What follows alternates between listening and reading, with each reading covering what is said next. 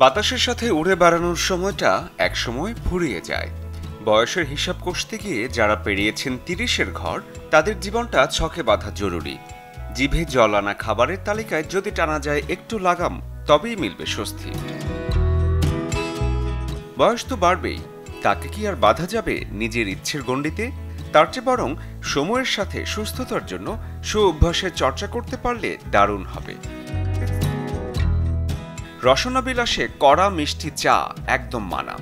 চিনির মোহ কাটাতে জিরো সুগারে অভ্যস্ত হতে পারলে কমবে কোলেস্টেরলের মাত্রা। ডায়েট হলেও কোমল পানীয় যে ক্ষতিকর সে তো সবারই জানা। ৩০-এর পর বাদ দিতে পারলে খুব ভালো। পাতে যদি থাকে বাড়তি লবণ ঝেড়ে ফেলুন এখনই। আলাদা করে কাঁচা লবণে হাত পা ঘামা সহ পেটে হতে পারে পাথর।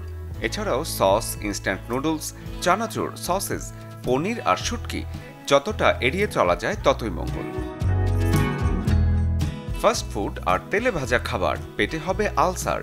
কাজের বিরতিতে পুরি, সিঙ্গারা কিংবা বিকেলের আড্ডায় যত স্বাদই লাগুক, বাদ দিতে হবে পোড়া তেলে ভাজা সব খাবার।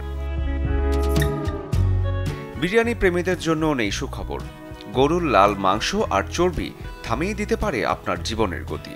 এছাড়াও মাখন, ঘি, মেয়োনিজের মতো খাবার যেসবে ওজন বাড়ে, বুঝে শুনে খেতে হবে সেসব খাবার। শরীফুল হক, চ্যানেল 24।